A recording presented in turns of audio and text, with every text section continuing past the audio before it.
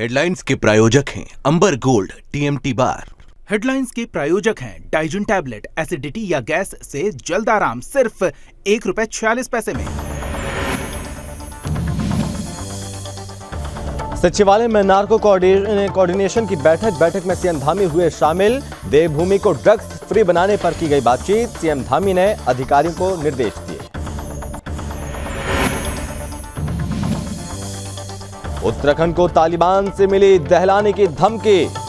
हिंदू धर्म के रक्षक स्वामी दर्शन भारती को तालिबानी ने फोन पर दी धमकी। स्वामी दर्शन भारती ने कई हिंदू लड़कियों को जिहाद से बचाया है। मेजर जनरल संजीव खत्री ने की सीएम धामी से भेंट। चंपावत में आर्मी कैंटीन का होगा विस्तारीकरण। सेना से जुड़े लोगों और परिजनों को मिलेगी सुविधा।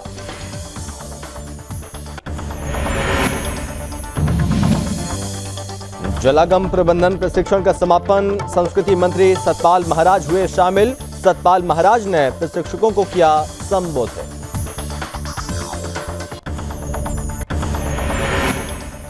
उत्तराखंड में डेंगू की दस्तक। स्वास्थ्य विभाग पहले से ही अलर्ट। प्रदेश में डेंगू के 2 मरीज मिले। स्वास्थ्य महानिदेशक ने डेंगू को लेकर दी जानकारी।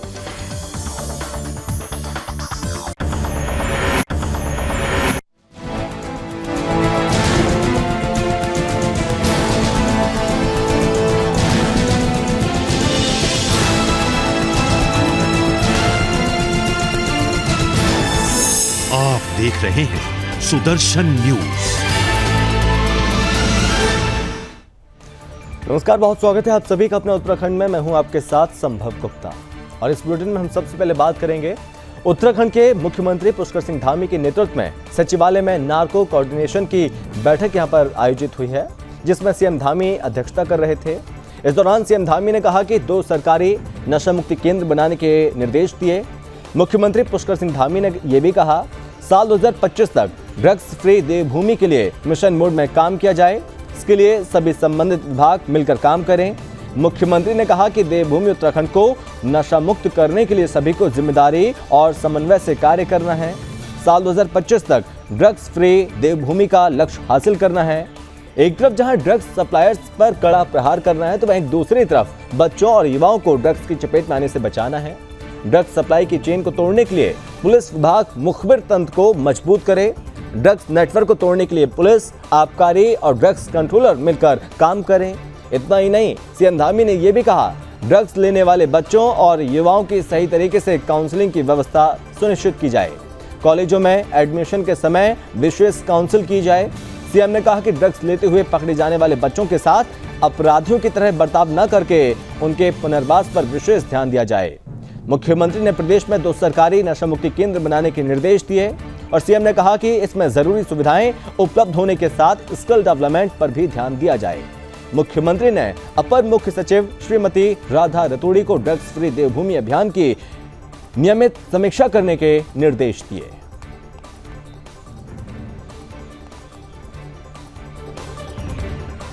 उत्तराखंड के जाने माने हिंदू धर्म रक्षक स्वामी दर्शन भारती, जो कई वर्षों से देवभूमि के जिहादी षड्यंत्र को नाकाम करते नजर आ रहे हैं और साथ ही कई हिंदू लड़कियों को जिहाद से बचाया भी इन्होंने और हमेशा सोए हुए हिंदुओं को जगाने का प्रयास किया। पिछले साल स्वामी दर्शन भारती को बरेली के मौलाना ने सर कलम करने की धमकी देकर करोड़ों रुपए इनाम की घोषणा की थी और जिसके बाद अब स्वामी जी को तालिबान से एक तालिबानी फोन करके जान से मारने की धमकी दे रहा है। और इस बीच यहां पर पुलिस ने मुकदमा दर्ज तो कर लिया, लेकिन तालिबानी अभी तक पुलिस की गिरफ्त से बहुत दूर है। तो सुनिए किस तरह से धमकी दे रहा है तालिबानी। हेलो हेलो, कौन बोल रहा? कहाँ से बोल रहे हो? आपने कहाँ फोन लगाया?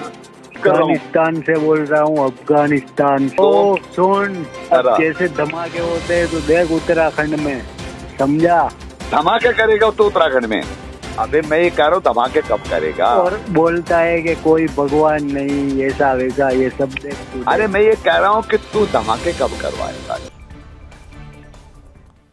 इस्लाम और ईसाई गठबंधन, अब ये महागठबंधन हो गया। ये यहाँ पर काम कर रहे हैं, मिल करके काम कर रहे हैं। इस्लाम तो लव जिहाद, लैंड जिहाद, स्मैक जिहाद, व्यापार जिहाद चला करके इस देवभूमि का तहस नहस कर रहा है।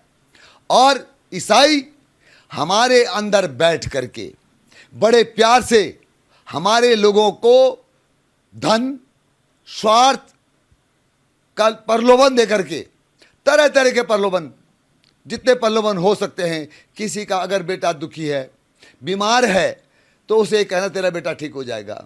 किसी घर में कोई परेशानी है, आ भाई तू यीशु मसीह का नाम जप, प्रार्थना कर और ईसाई बन, तेरा ये ठीक हो जाएगा।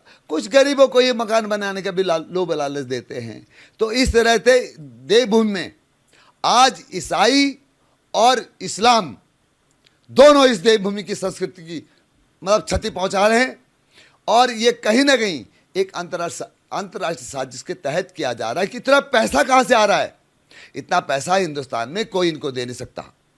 यहाँ आपने देखा होगा, जब राज्य नहीं था तब 2% मुसलमान था, जब राज्य बना तब 6% मुसलमान था, और आज 18% मुसलमान। मतलब योगी जी के डर के मारे, योगी जी के डर के मारे सारे बड़े बड़े क्रिमिनल, बड़े बड़े माफिया इस देहरादून में शरण लिए हुए हैं। कहीं ना कहीं सरकार की बहुत बड़ी नाकामी है और कमजोरी है ये। देखिए, जब मुझे बरेली से मेरे सर को कलम करने के लिए मौलाना ने 1 करोड़ का ऐलान किया, ऐलान करने के कुछ घंटे बाद ही योगी पुलिस ने उसे ठीक ठाक करके जेल में डाल दिया। परंतु आज उत्तराखंड पुलिस इतनी कमजोर पुलिस है कि 1 महीना होने जा रहा है, अभी तक उसको गिरफ्तार करके नहीं लाई। मुख्यमंत्री पुष्कर सिंह धामी से शुक्रवार को GOC Uttarakhand sub area major general Sanjeev Khatri ने भेंट की और इसके साथ ही उन्होंने जानकारी दी कि चंपावत में आर्मी कैंटीन का विस्तारीकरण किया जा रहा है।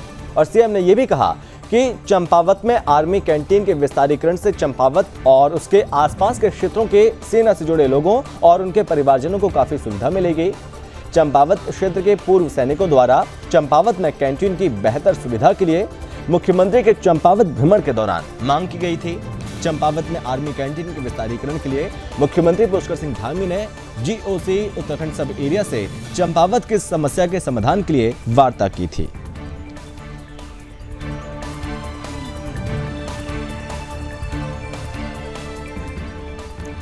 और अब खबर उत्तराखंड से है, जहां पर 2 सप्ताह से चल रहे मृदा और जल संरक्षण और जलागम प्रबंधन प्रशिक्षण का समापन हो गया।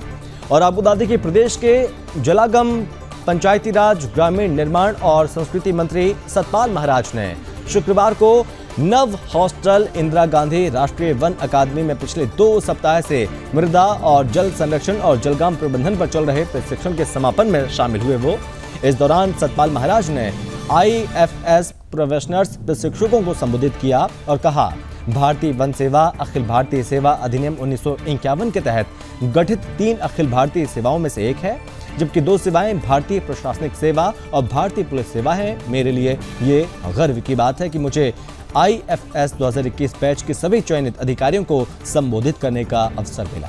उन्होंने कहा कि मैं दोनों संस्थाओं के अधिकारियों को इस बात के लिए बधाई देता हूं कि आपने दोनों संस्थाओं के मध्य एक सार्थक सहयोग के लिए एक सराहनीय कदम उठाया। सर्वप्रथम मैं दोनों संस्थानों के निदेशकों को इस बात के लिए बधाई देता हूं कि आप दोनों ऑर्गेनाइजेशंस के मध्य एक सार्थक कोलैबोरेशन के लिए एक सराहनीय कदम उठाया गया है। भारतीय वन सेवा अखिल भारतीय सेवा अधिनियम 1951 के तहत गठित 3 अखिल भारतीय सेवाओं में से एक है, जबकि अन्य 2 सेवाएं भारतीय प्रशासनिक सेवा और भारतीय पुलिस सेवा है।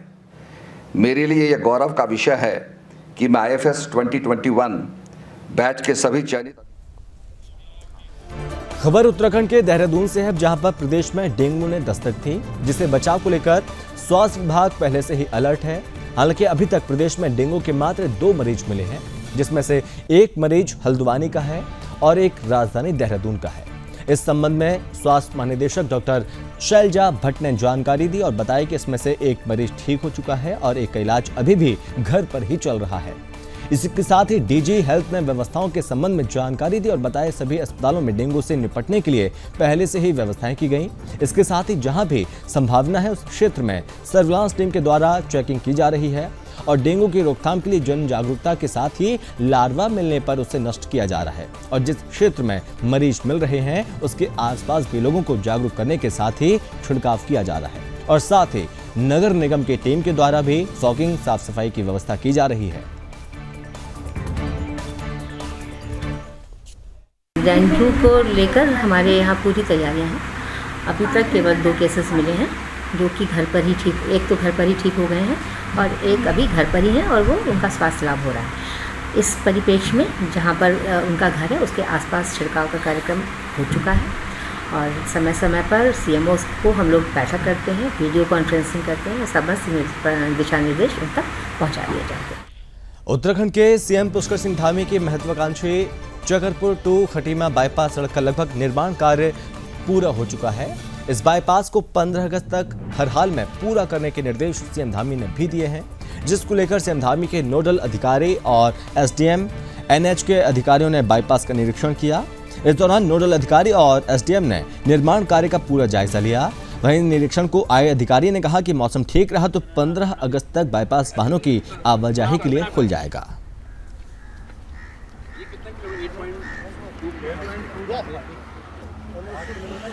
माननीय मुख्यमंत्री जी का ड्रीम प्रोजेक्ट है NHAI का, जो बाईपास बन रहा है खटीमा से चकरपुर तक का। तो इसमें हमें निर्देश प्राप्त है कि इसको जल्द से जल्द इसको पूरा किया जाए, क्योंकि ऑलरेडी काफ़ी लेट हो गया। लेकिन अभी क्योंकि रेनी सीजन है, तो अगर ये रेनी सीजन थोड़ा सा हमें ड्राई स्पेल मिल जाता है तो लगभग हम 15 अगस्त तक इसको बनाने की स्थिति में रहेंगे। हमें NHAI से बात हुई है, आज इनके नोडल अधिकारी ब्रिजवाल जी भी यहाँ आए हैं और NHAI के अधिकारी लोग भी आए हैं, तो संभवतः हम इसको 15 अगस्त तक तैयार करने की स्थिति में रहेंगे।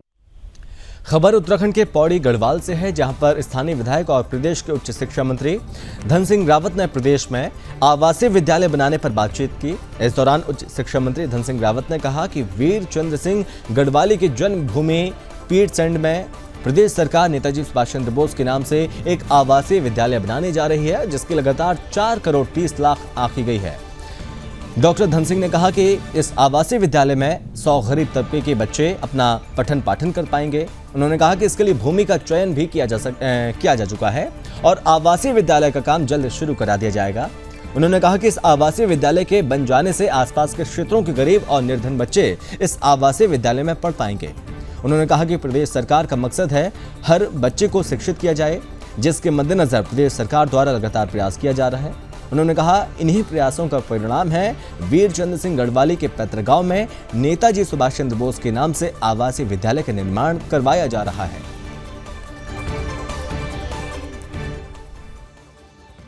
काम ये हो रहा है कि वीर चंद्र सिंह गढ़वाली जी की जो हमारी धरती है पीरसैंड, वहाँ पे नेताजी सुभाष चंद्र बोस जी के नाम पे हम एक 100 बच्चों का आवासीय विद्यालय बना रहे हैं, जिसमें 100 गरीब बच्चे पढ़ेंगे और उसी हॉस्टल में वो रहेंगे। इस लगभग 4.5 करोड़ रुपये की लागत से वो बन रहे हैं। उत्तराखंड में मौसम का मिजाज बदला हुआ है। मसूरी में दिन की शुरुआत तेज बारिश के साथ हुई, वहीं प्रदेश के अन्य इलाकों में भी हल्की बारिश हो रही है। वहीं देहरादून, उत्तरकाशी, चमोली, बागेश्वर, पौड़ी, नैनीताल जैसे जिलों में अगले 24 घंटे में कहीं कहीं भारी बारिश के आसार भी नजर आ रहे हैं, चूंकि ऐसी संभावना व्यक्त भी की गई। और भारी बारिश को देखते हुए मौसम वैज्ञानिकों ने येलो अलर्ट जारी किया और सभी जिलों में जहां ज्यादातर इलाकों में तेज गर्जने के साथ भारी बारिश की संभावना है, तो वहीं कहीं कहीं हल्की से मध्यम बारिश की संभावना है। मौसम विज्ञान केंद्र के निदेशक विक्रम सिंह ने बताया कि 31 जुलाई तक मैदान से लेकर पहाड़ तक झमाझम बारिश की संभावना है और भारी बारिश की संभावनाओं को देखते हुए डीएम सोनिका ने आपदा प्रबंधन से जुड़े सभी अधिकारियों को अलर्ट रहने के निर्देश दिए। डीएम ने कहा कि अगर आपदा प्रबंधन में लापरवाही बरती गई तो संबंधित विभागों के अधिकारी जिम्मेदार होंगे। और वहीं गंगोत्री हाईवे सुबह बंदरकोट में मलबा आने से बंद हो गया।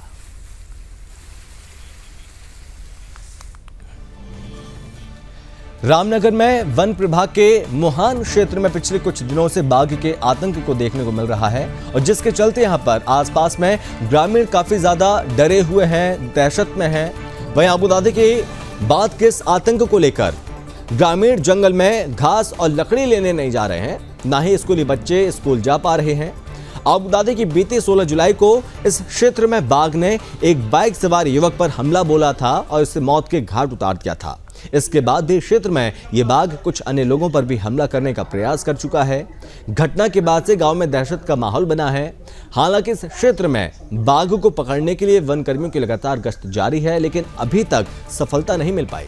गुरुवार को इस मामले में रामनगर वन प्रभाग के डीएफओ कुंदन कुमार ने विभागीय अधिकारियों, कर्मचारियों के साथ ही क्षेत्र के जनप्रतिनिधियों के साथ बैठक की और साथ ही इस बैठक में बाघ को पकड़ने को लेकर अब तक विभाग द्वारा किए गए प्रयासों पर चर्चा करते हुए जानकारी दी गई। उन्होंने बताया कि बाघ को पकड़ने के लिए पिंजरे लगाने के साथ ही कैमरा ट्रैप भी लगाए गए हैं और वन कर्मी द्वारा गश्त की जा रही है। डीएफओ ने बताया कि इस मामले में सहयोग के लिए जिला प्रशासन को भी पत्र लिखा गया और साथ ही उन्होंने ये भी कहा ग्रामीण महिलाओं को अब चारा विभाग द्वारा उपलब्ध कराया जाएगा, क्योंकि ग्रामीण हैं बहुत ज्यादा डरे हुए हैं, सहमे हुए हैं और बाघ का आतंक यहाँ पर लगातार देखने को मिल रहा है। इसको लेकर यहाँ पर कार्रवाई की मांग की जा रही है कि कैसे भी करके इस बाघ को पकड़ा जाए, जो कि लोगों के लिए वाकई में मुसीबत बना हुआ है। और इस बीच यहाँ पर जो ग्रामीण हैं इसलिए भी दहशत में, क्योंकि अपने पशुओं के लिए चारा पानी नहीं लेने जा पा रहे हैं। उनको ये डर रहता है कि कभी भी किसी वक्त यहाँ पर यह हमला हो सकता है बाघ का। और इस बीच यहाँ पर आपको बता दें कि वन विभाग के जो तमाम अधिकारी हैं वो इस बीच बाघ को पकड़ने की हर मुमकिन कोशिश कर रहे हैं। और इस बीच यहाँ पर कुछ कैमरे भी लगाए गए ताकि उस कैमरे में बाघ को ट्रैप किया जा सके और आसानी से बाघ को पकड़ा जा सके। देखिए 16 तारीख को जो मोहान क्षेत्र में एक घटना हुई थी मानव वन्य जीव संघर्ष की, तो उसी कड़ी में आज ये जो स्थानीय जनप्रतिनिधि हैं उनके साथ बैठक आयोजित की गई है। बैठक में विभाग जो भी कार्य कर रहा है उससे जो स्थानीय जनप्रतिनिधि हैं उनको अवगत कराया गया है और उनकी भी समस्याएं सुनी गई हैं। हमने उनसे ये भी अनुरोध किया है कि जब तक बाघ को पकड़ा नहीं जाता है तब तक जो वहाँ के स्थानीय लोग हैं, महिलाएं जो हैं वो वन क्षेत्रों में न जाएं। विभाग की तरफ से पूरा प्रयास किया जा रहा है। इसमें पर्याप्त मात्रा में कैमरा ट्रैप और पिंजरे लगाए गए हैं। इसके अलावा कॉर्बेट टाइगर रिजर्व और रामनगर वन प्रभाग की टीम संयुक्त रूप से काम कर रही है। हमने इसके लिए जिला प्रशासन को भी पत्र लिखा है और उनसे भी अनुरोध किया है कि जब तक बाघ को पकड़ा नहीं जाता तो जो गांव हैं उनमें मुफ्त चारे की व्यवस्था की जाए ताकि जो वहां की महिलाएं हैं और स्थानीय लोग हैं वो जंगल की ओर न जाएं। हरिद्वार सहित आसपास के क्षेत्रों में इन दिनों कॉलोनी काटने का कार्य बड़ी तेजी के साथ चल रहा है। तो वहीं आपको बता दें कि एचआरडीए ने भी बिना नक्शा पास काटी जा रही कॉलोनी और निर्माण पर कार्रवाई के लिए कमर कस रखी है। एचडीआरए की कई टीमें क्षेत्र में काटी जा रही अवैध कॉलोनियों को लगातार चिन्हित कर रही है और कार्रवाई भी कर रही है। हालांकि आपको बता दें कि कुछ प्रॉपर्टी डीलर एचआरडीए के मानकों के अनुसार ही कॉलोनियों को डेवलप कर रहे हैं, तो वहीं कुछ प्रॉपर्टी डीलर ऊंचे रसूख और ऊंचे संबंधों के कारण सुमन नगर, बहादुराबाद, अनेकी, हेतमपुर, पूर्णपुर, सालापुर और साथ ही कई अन्य क्षेत्रों में भी एचआरडीए के राजस्व को आंख मिचौली करते हुए कॉलोनी की डेवलप की जा रही है। ऐसे ही बिना नक्शा पास कॉलोनी और निर्माणों पर एचआरडीए ने जिलाधिकारी और एचआरडीए के उपाध्यक्ष विनय शंकर पांडे के निर्देश पर शिकंजा कसना शुरू कर दिया। हरिद्वार एचआरडीए द्वारा पूरे जिले में अवैध निर्माण को लेकर नोटिस दिए जा रहे हैं। कुछ जगह सीलिंग की कार्रवाई भी की गई, मगर उसके बावजूद भी अवैध निर्माण को रोकने में एचआरडीए की करने और कथनी में अंतर नजर आ रहा है, क्योंकि जिस तरह से हरिद्वार जिले में अवैध निर्माण हो रहे हैं उससे लगता नहीं है कि एचआरडीए की ये कार्रवाई सार्थक सिद्ध होगी। हम लोग नोटिस जारी कर रहे हैं एचआरडीए से। हम लोगों का जो मेन मकसद है वो है कि यदि बिना नक्शा पास कराए कोई निर्माण किया है, मकान है, चाहे कॉलोनी है, तो उनको नोटिस निर्गत करते हुए ये हम लोग उनको निर्देश देते हैं, ये एक तरह से सूचना देते हैं कि आप लोग अपना नक्शा सबमिट कर लें। नक्शा पास कराते हुए जो इलीगल कंस्ट्रक्शन हुआ है उसको वैलिड करा लें। तो ये हमारी कार्रवाई, और यदि कोई नहीं कर रहा, उसको फॉलो नहीं कर रहा, तो सीलिंग की कार्रवाई हम लोगों के द्वारा की गई है। सीलिंग के बाद भी हम लोग उनको एक ऑप्शन है, और बहुत लोगों के द्वारा अपने नक्शे सबमिट भी कर दिया है, लेआउट सबमिट कर दिया है, तो उस पर हम आगे कार्रवाई कर रहे हैं। और जो नहीं कर रहे हैं उनको फिर सील, जब तक उनके द्वारा श्रमण का मानचित्र पुटअप नहीं किया जाता है श्रमण हेतु, तब तक उनकी जो है सील यथावत रहेगी, उसमें कोई खोलने की कार्रवाई नहीं। खबर उत्तराखंड के हल्द्वानी से है, जहां पर वन कर्मियों की सुरक्षा के लिए नया कदम उठाया जा रहा है। और आपको बता दें कि वन्य जीवों के रेस्क्यू ऑपरेशन के दौरान हमले में कई बार वन कर्मचारी घायल हो जाते हैं, और जिसके लिए अब वन कर्मियों को फॉरेस्ट किट सुरक्षा प्रदान करेगी। हेवी मेटल से बनी ये किट इतनी मजबूत है, इस पर किसी भी तरह के हमले का असर नहीं हो सकता। और साथ ही हैवी मेटल डिटेक्टर जंगल में उन खतरनाक चीजों का पता लगाएगी जो वन्य जीवों को जंगल में तस्करों द्वारा मारने के लिए लगाई जाती हैं। वहीं तराई पूर्वी वन प्रभाग में एक ऐसी किट का ट्रायल किया जा रहा है जो वन कर्मियों को उस दौरान महत्वपूर्ण तरीके से सुरक्षा प्रदान करेगा जब वे घने जंगलों में तस्करों पर पैनी नजर रख पाएंगे और गश्त करेंगे या फिर किसी वन्य जीव के खतरनाक रेस्क्यू ऑपरेशन को अंजाम देंगे। ये किट इतनी मजबूत है कि इस पर जंगली जानवरों के हमले का कोई असर नहीं हो सकता। यही नहीं, अगर गश्त के दौरान अगर तस्करों से भी मुठभेड़ हो जाए तो किट पर हमले का हर बार नाकाम साबित होगा। और किट के साथ एक हैवी मेटल डिटेक्टर का प्रयोग भी वनकर्मी गश्त के दौरान करेंगे, जिस बात का पता लगाए कि जंगल में वन्य जीवों को मारने फंसाने के लिए कोई लोहे से बनी जाल और कांटे तो नहीं लगाया गया। फिलहाल तराई पूर्वी वन प्रभाग में 2 किट मंगाई गई हैं। जो है मानव वन्यजीव के जो प्रकरण है उसमें बहुत सारे जो जंगली जीव हैं उनको रेस्क्यू करना पड़ता है और टाइगर, लेपर्ड आदि कुछ ऐसे जीव हैं जिनके रेस्क्यू के समय जो है कर्मचारियों की भी पूरी सुरक्षा जो है उसका ध्यान दिया जाना अति आवश्यक है। इसी क्रम में जो है अभी हमने 2 रेस्क्यू किट्स बॉडी प्रोटेक्टर जो है वो क्रैक किए गए हैं, जिसमें इस बात का ध्यान रखा गया है कि अगर कोई जंगली जानवर के साथ रेस्क्यू के दौरान एनकाउंटर होता है तो वो जो हमारा कर्मचारी है उसके प्रोटेक्शन के लिए वो प्रोटेक्शन किट जो है वो काफ़ी हद तक उसको कम से कम उसके सर, गला एवं जो बॉडी है उस पर खरोंचे आने से बचाया जा सकेगा। तो इसी क्रम में हमने 2 जो है QRT क्विक रिस्पांस टीम्स जो है जो वाइल्ड लाइफ की हैं उसका गठन किया गया था और प्रत्येक QRT टीम को जो है एक किट दी गई है और हमारे द्वारा इसको जो है रेस्क्यू के दौरान जो है इम्प्लीमेंट भी किया जा रहा है और अभी भविष्य में भी हमारे द्वारा कुछ अन्य किटें भी इस तरह की जो है उसका क्रैक किया जाएगा ताकि जो कर्मचारी फ्रंट लाइन पे है और रेस्क्यू के समय मानव वन्यजीव संघर्ष में जो है जूझते हैं उनके संरक्षण का, उनकी सेफ्टी का पूरा ख्याल रखा जाए। खबर उत्तराखंड से है जहां पर उस वक्त हड़कंप मच गया जब बद्रीनाथ के खारा स्रोत में PWD तिराहे के पास अनियंत्रित होकर एक बस अचानक से पलट गई और आपको बता दें कि डबल डेकर बस में करीब 65 यात्री सवार थे, जिसमें एक यात्री की मौत हो गई। वहीं करीब 15 लोग घायल हुए हैं। वहीं स्थानीय लोगों ने मामले की सूचना पुलिस को दी।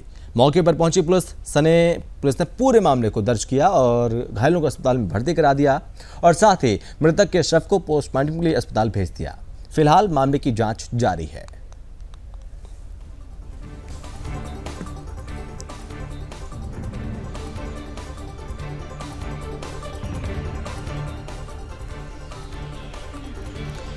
उत्तराखंड के पहाड़ी इलाकों में गुलदार का आतंक बना हुआ है। पौड़ी जिले के चौकीसैंड तहसील स्थित बड़ेत गांव में गुलदार ने एक 5 वर्षीय बच्चे को निवाला बना लिया।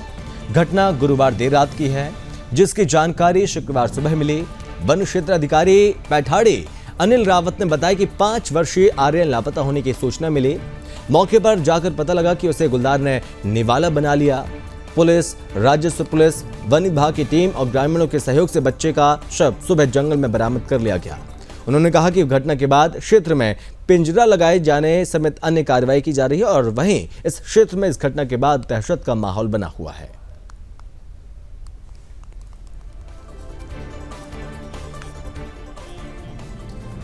शहर की छवि पर बदनुमा दाग बने डंपिंग ग्राउंड में जमा कूड़ा और उसकी दुर्गंध से जल्द अब लोगों को निजात मिलने वाली है और इस बीच यहां पर यह उम्मीद एक बार फिर से लोगों की जग चुकी है।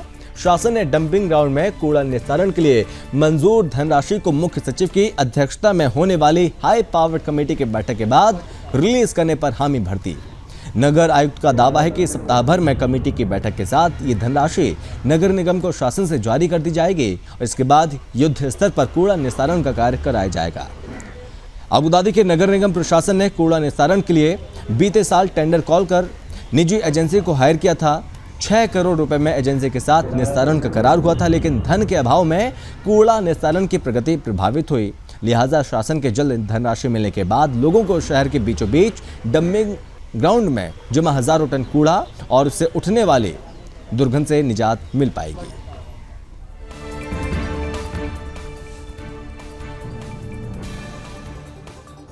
जो लेगेसी कूड़े का प्रश्न है, यहाँ पर हमारा डंपिंग ग्राउंड में बहुत सारा कूड़ा इस समय इकट्ठा हो रखा है।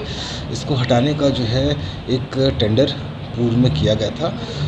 अब धनराशि की कमी के कारण जो है हम उसका समय से पेमेंट नहीं कर पाए हैं, जिस कारण से वो काम जो है काफ़ी स्लो चल रहा है। ठेकेदार उसको काफ़ी स्लो पेस में कर पा रहा है। हालांकि हम उसको मोटिवेट कर रहे हैं, हमने उसको आश्वस्त किया है कि शीघ्र ही उसको जो है उसकी पेमेंट्स क्लियर कर दी जाएंगी और आप इस कार्य को करते रहिए। जहाँ तक धनराशि की उपलब्धता के बारे में है, केंद्र सरकार से पैसा राज्य सरकार को रिलीज़ किया जा चुका है और माननीय मुख्य सचिव महोदय के स्तर से एक हाई पावर कमेटी की एक बैठक आहूत होनी अभी है, प्रस्तावित है, जो कि हम उम्मीद करते हैं नेक्स्ट हफ्ते भर में 10 दिन के अंदर हम लोगों को पैसा रिलीज़ हो जाएगा और हम इसको बहुत सुचारू रूप से और काफ़ी स्पीडी तरीके से इस कार्य को कराएंगे और लेगेसी कूड़े का निस्तारण करेंगे। खबर उत्तराखंड के देहरादून से है, जहां पर विश्व प्रसिद्ध फूलों की घाटी में इन दिनों विभिन्न प्रजाति के फूल अपनी रंगत बिखेर रहे हैं। और आपको बता दें कि इन दिनों घाटी में पेडिकुलेरेसिस यानी कि हल्दी फूल ज्यादा मात्रा में खिला हुआ है। बता दें कि बीते वर्षों तक बेहद कम मात्रा में खिलने वाले ये फूल इस बार घाटी के गेट से लेकर पुष्पवती नदी के किनारे तक अपनी खुशबू बिखेर रहा है। ये फूल औषधीय गुणों से भरपूर है और फूलों की घाटी में 300 से ज्यादा प्रजाति के फूल खिलते हैं। इन दिनों देशी विदेशी पर्यटक घाटी के सैर सपाटे पर पहुंच रहे हैं और इस बार घाटी में पर्यटकों को सबसे ज्यादा कोई आकर्षित कर रहा है तो वो है पेडिकुलेरिस। ये फूल घाटी में दूर दूर तक फैला है। स्थानीय गाइड चंद्रशेखर चौहान ने बताया, पिछले वर्षों की तुलना में इस बार ये फूल ज्यादा संख्या में खिला है और पर्यटक इस फूल को देखकर अभिभूत हो रहे हैं। ये फूल घाटी के गेट से ही खिला हुआ है।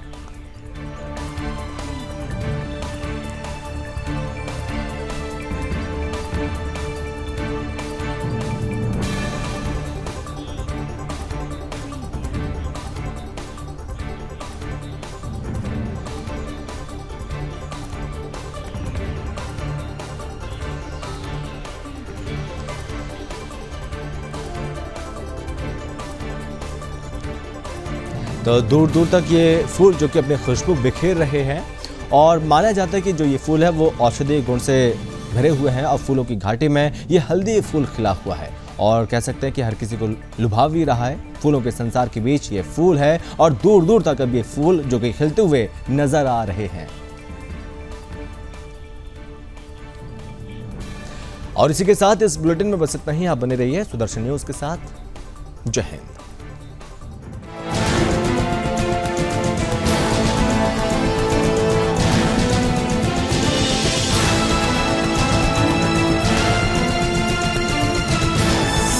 आप देख रहे हैं सुदर्शन न्यूज।